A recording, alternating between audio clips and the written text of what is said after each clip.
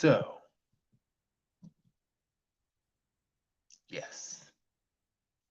Da da da dum, da da dee dum. It's just like I often do. But yes. All right. There it is. So, multiple sclerosis diagnosis. I have some words for you, some choice words for you. You won't break my soul. You won't break my soul. You won't break my soul. You won't break my soul. Okay. So this is why I'm laughing, because at first when I started singing it, I was like here, and then I modulated just a little bit, and I was like, but Beyonce doesn't modulate in that song. But I was just singing with emotion, you guys. Multiple sclerosis, you won't break my soul. Okay, now that's real. And honestly, I initially came up with this as a topic possibly going on like a month or two ago, but I'm doing it now because I love you all, and we need to know this. Okay, we can make it. Yes, yes. Okay. Now,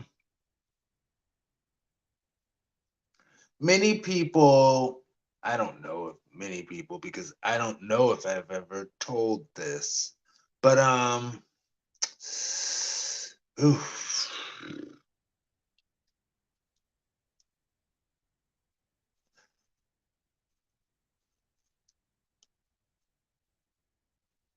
Suffice it to say, if you don't use it, you lose it.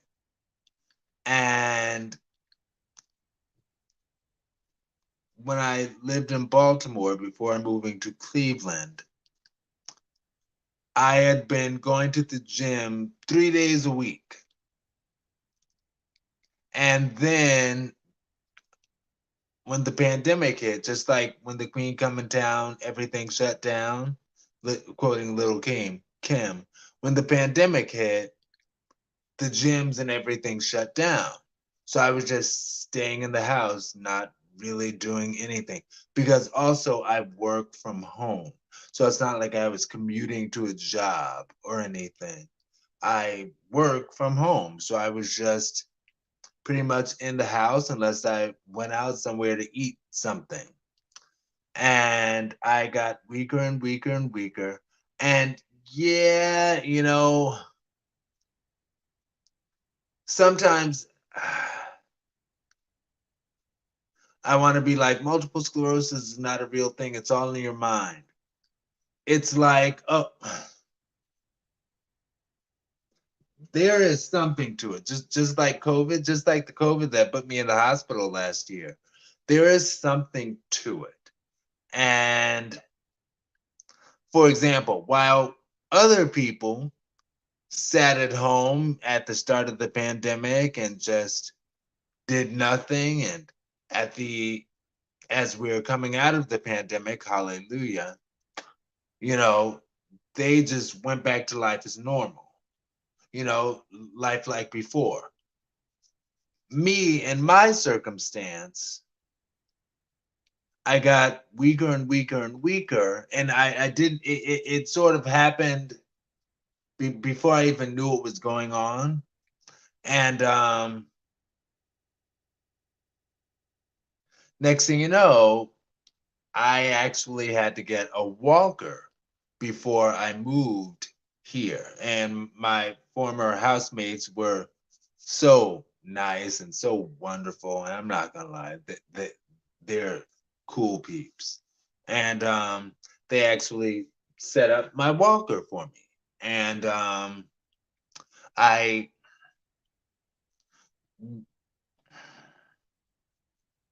when I arrived in Cleveland, I was extremely weak. Like,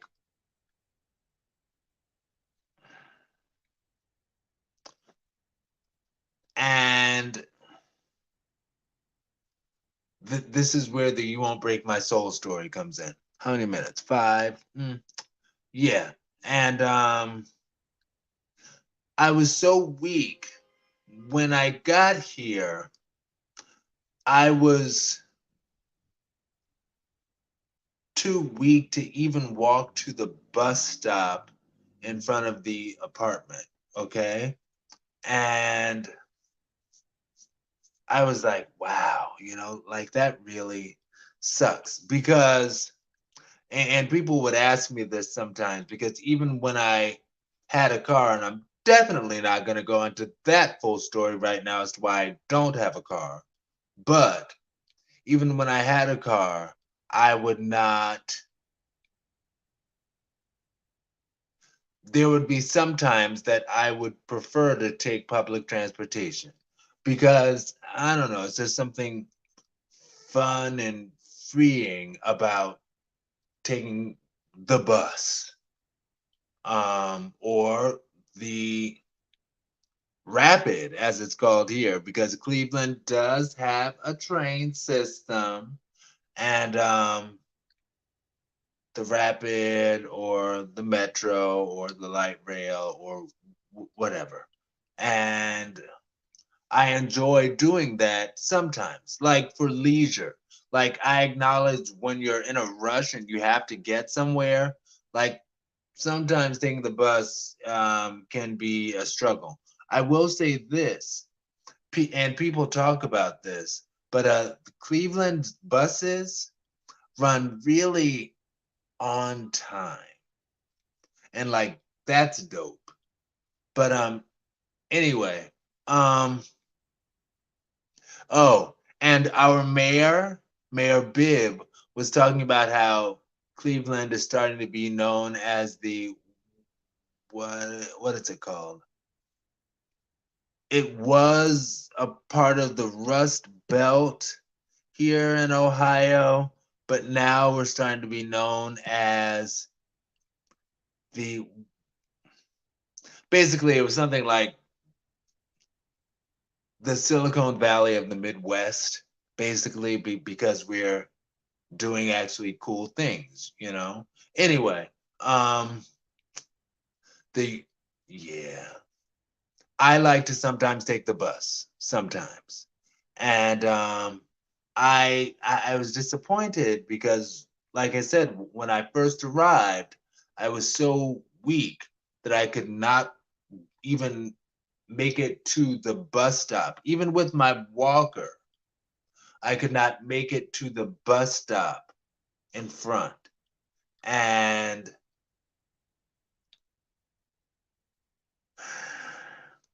that was disappointing. And through, yeah, I think at the end of last year, when I caught COVID and a whole lot of other ridiculous things sort of happened around the same time, and people who are tied to those ridiculous things and are part of a cause for it,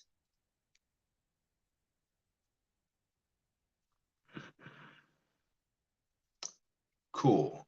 But there were some ridiculous things that happened right before I got diagnosed with COVID, and those were stressors on my life. But anyway, that was a very low point for me. And when I had to check into the hospital, and oh my gosh, mm, yeah, I don't necessarily feel like going into that full story, but yeah, that was a very low point for me. Well, I've got friends in low places. And that was a very low place for me. And as I've been working back from it, I a, a couple of months ago at this point actually got to the point that I was strong enough, like through what effort, effort. I put in effort regularly, and because before, like when I first got here, I was just so weak, and I was like, oh, I'm just so weak. But I guess this is just MS taking its toll on me. But I guess I just have to live with it. That's what I was thinking. And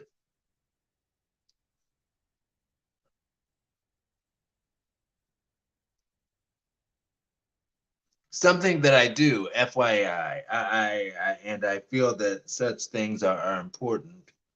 I will walk up and down the apartment hall. I try to do that every night. I say try to because I might make up an excuse for me not to do it tonight. But no, I need to get out and do it. But through stuff like that, I've sort of been rebuilding, not giving up on myself. Don't give up on yourself. Don't give up on yourself. Don't give up on yourself. We can't give up on ourselves. And like I said, I've been rebuilding, and co- I've I would do like practice walks around the parking lot sometimes, and speak it into being. Hallelujah! Yes, making it all the way around the parking lot. Technically, I mean like doing a walk through the parking lot right now. But one day I'll build myself back up to be able to walk around the entire parking lot. Anyway, I I made it to the bus stop, and I remember I was so excited. Like, I took my time, took my time, took my time. I did. You know, we also have to be patient with ourselves, people. Let's be patient with ourselves. Let's put in that work and be patient with ourselves. So you know, as my former band director used to say, at Howard, I went to Howard. He, we would, practice the field show just shy of 290 times. I'm kidding. But we would practice the field show a lot of times. And before, on our last time practicing the field show, he would say, "All right, take your long, slow walk back to the sidelines to do the marching out." Anyway, but yeah, I would be okay taking my slow walk to the bus stop because hallelujah, I can actually make it to the bus stop. And I remember the very first time that I not oh hallelujah not only made it to the bus stop, but got on the bus and went on a trip on the bus. And actually yeah, that time I took the bus to the Rapid, and the Rapid is what they call the train here. Well, the train is called the Rapid up here in Cleveland, and I caught the bus to the Rapid and got on the Rapid and all of that stuff, and yeah. And I remember when I got on the bus. Oh, don't be afraid to ask for this. Don't be afraid to ask for this. Some people, some bus. Hmm, don't be afraid to ask for this. Um, because buses are equipped with ramps, and most of the bus drivers, the vast majority of the bus drivers, my experience has been that they are very kind with allowing the ramp. Like you just stand at the front and say, "Hey, I'm sorry, I'd like the ramp, please." And they'll put the ramp down so you can just roll on the bus and be good. And that's what I did that first time I took the bus. And I remember I got on the bus and I was just so thrilled, so excited. I was like gushing to the bus driver. Oh my gosh, this is my first time. Mm. I'm almost making myself cry just talking about my emotion in that, but that's real. Um, I was like, I'm so excited. This is my first time being able to get on the bus in such a long time since I've started using my walker, blah blah blah. And I'm so excited to be on the bus. And she's like, "Oh, okay. Have a seat. Have a seat." And but she was really nice. Like the bus drive, my experience has been the bus drivers, for the most part, have been very nice, very accommodating, very understanding of me and my walker situation. And,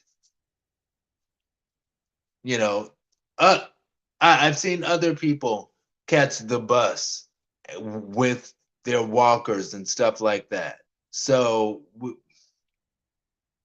we have to stay active. I'll also say 17. Goodness gracious, this is going to be like an 8-minute video.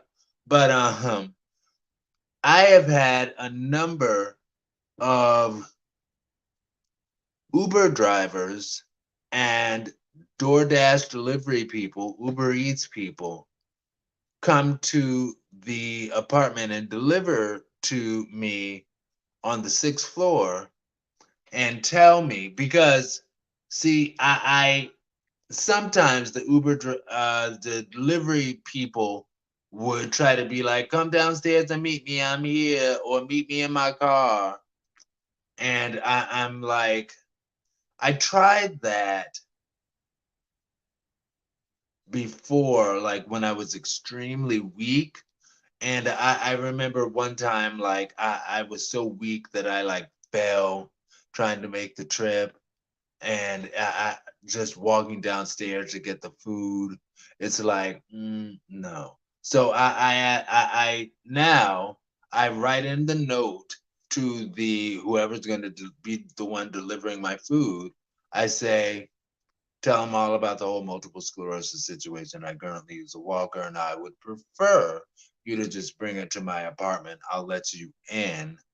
I'll buzz you upstairs. You know, and I've had a number of people who've delivered to me, and they've explained that they also had the multiple sclerosis diagnosis. And I'm like, wow. And here they are, not only free walking, but free walking, delivering my food. So all of that to say, and some of them, when we had brief talk about it, very brief, because it's a quick exchange, but in that brief exchange, I would find out that they've actually had the multiple sclerosis diagnosis longer than me. So what they always say to me, and each one of them has said this, they're like, the key is you have to stay active, keep moving, you can't stop moving. And that particularly resonates with me, considering, again, my whole, when the pandemic coming down, everything shut down, and I was moving, and then I was just sitting in the house, except for when I would go out to eat. And that's when my body and muscle function had the great decline. Anyway, yeah, I was super excited to get on the bus, and I rode the bus to the end of the line because I was just so happy to be on it. And the end of that particular line was the rapid. So I then got on the rapid, and I didn't ride the rapid to the end. Actually, maybe that was the end of the line. But I rode the rapid, and I was like, oh, and I just feel so free.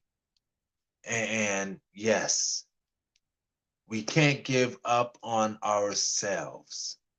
We can't. You won't break my soul, multiple sclerosis. You won't break my soul. And and this is where I got the "you won't break my soul" from specifically. I remember one day I was on the bus, and I was I had gotten off the bus and walked to the following bus stop, and to wait on my connecting bus. And I was like, oh my gosh, Aaron, you are really doing this. You are doing this. And I was like, multiple sclerosis, you won't break my soul. You won't break my soul. And we've got to keep moving. Like I said, that's what they all tell me.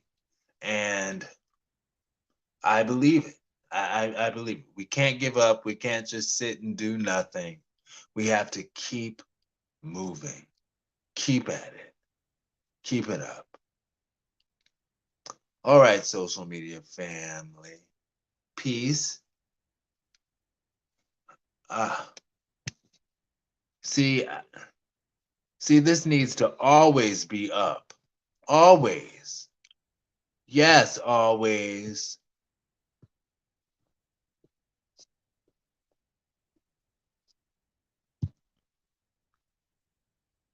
Peace. VerseTV.com. Which reminds me of something else I need to do. Talk to y'all later. Peace and love. Don't give up on yourselves. Keep moving. Keep at it. We can do this thing. All right, friends. Have a good night.